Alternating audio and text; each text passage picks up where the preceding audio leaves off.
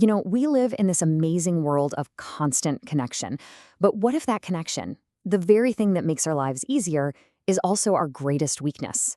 In this explainer, we're going to peel back the layers of our digital lives, from the phone that's probably in your pocket right now, all the way to the invisible networks that run our cities. And we're going to reveal some hidden risks you've probably never even considered.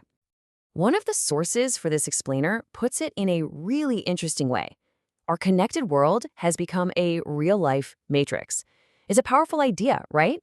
We're all plugging in, our phones, our homes, our cars.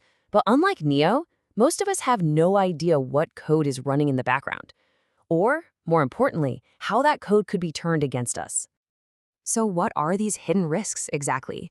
That's the big question we're going to tackle.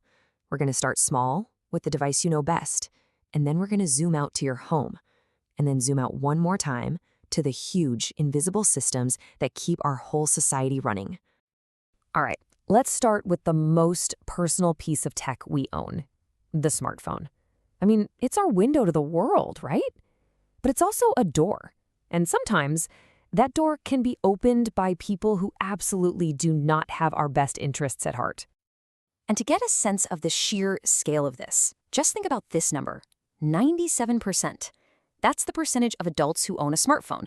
This isn't just some niche gadget anymore. It's a fundamental part of modern life. And because they're everywhere, they are absolutely the #1 target. Now, this personal risk spills over into the corporate world in a huge way, thanks to something called Bring Your Own Device, or BYOD. Get this. 85% of companies let employees use their personal phones for work. And what's the result? Well, over half of them have seen a big spike in mobile threats.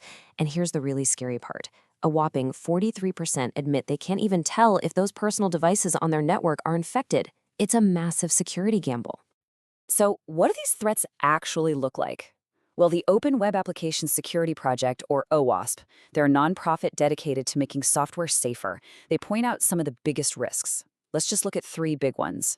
First, insecure data storage. That's when sensitive info is just left unprotected on your phone.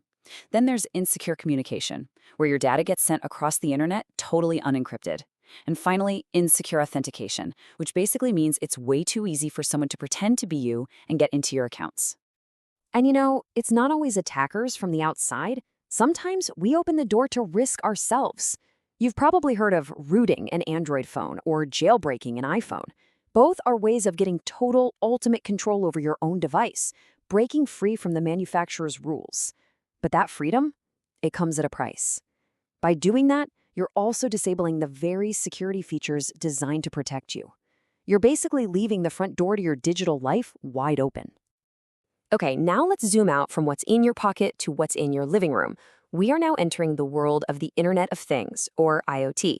This is where everyday objects, your lights, your thermostat, maybe even your coffee maker, are all connected to the internet. And as we're about to see, this is where things get really, really interesting and honestly a little bit scary. Now, this might sound like a joke, but it actually gets right to the heart of the weird new risks we're facing. The moment you give a physical object an internet connection, you're also giving someone, somewhere in the world, the potential to control it. And yeah, that applies to a lot more than just toilets. The way these devices work is actually pretty simple. First, they have sensors to collect data about the world around them. Then, they connect to the internet to send that data somewhere. And finally, that data is analyzed up in the cloud. But here's the catch. Every single one of those steps is a potential security loophole. It's a place where things can go very, very wrong. And this isn't just some theory. Let's go back to October 21st, 2016. On that day, a huge chunk of the internet just broke. For hours, some of the biggest websites you can think of, Netflix, Twitter, Spotify, were just gone. It was a massive cyber attack. But the source of the attack wasn't what anyone expected. The culprit was a piece of malware called Mirai, and what it did was assemble one of the largest botnets in history. A botnet, it's like a zombie army of infected devices, all being controlled by a single master. And in this case, that zombie army was about to launch an all-out assault. And here is the truly mind-blowing part of this story. This digital army wasn't made of powerful servers or government computers. No, it was made up of your stuff.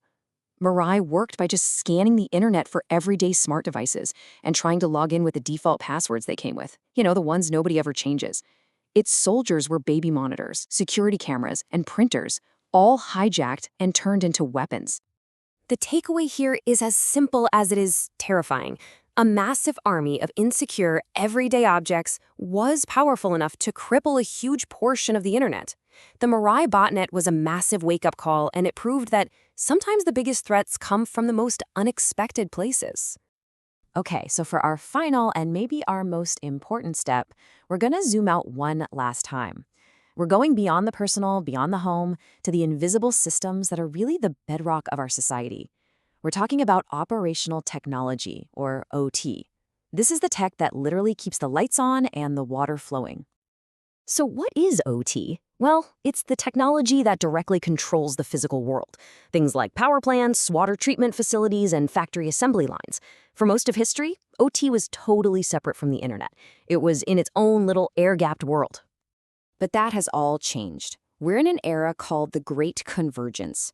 Basically, for the sake of efficiency and getting more data, we started connecting our regular IT networks, the world of emails and business software, to our OT networks, the world of heavy machinery. We built a bridge between two worlds that were never, ever meant to meet. And by doing that, we created a brand new and incredibly serious kind of vulnerability. To really get a handle on the risk here, we need to look at how these industrial systems are actually built. And the industry standard blueprint for this is called the Purdue model. It's basically a map that shows us all the different layers of control, from the physical machines all the way up to the digital networks. Think of the Purdue model like a pyramid. At the very bottom, level 0, you have the physical world, the motors, the valves, the machines doing the actual work. As you move up the pyramid, things get more and more digital until you reach the very top, which is the corporate IT network. Now here's the danger. An attack that starts at the top of that pyramid can now travel all the way down to the bottom, and that would allow a hacker on a laptop somewhere to control physical reality. So, from your phone to your smart speaker, all the way to the power grid, it all really comes down to a single, fundamental trade-off. It's a choice that we're all making every single day, whether we realize it or not. We've seen how a single compromised phone can threaten an entire company, how a hacked baby monitor can help take down a website, and how a connected power grid can suddenly become a target. The thread that ties all this together is our desire for more convenience, more connection, more data. And that brings us to the ultimate question we have to ask ourselves. Every smart device we buy, every system we connect to the internet, it offers us something. Convenience, efficiency, you name it. But it also takes something from us. A small piece of our security, a little bit of our privacy. So as we keep building this incredibly connected world, we have to ask, what are we willing to trade for that convenience? And at what point does that price become just too high to pay?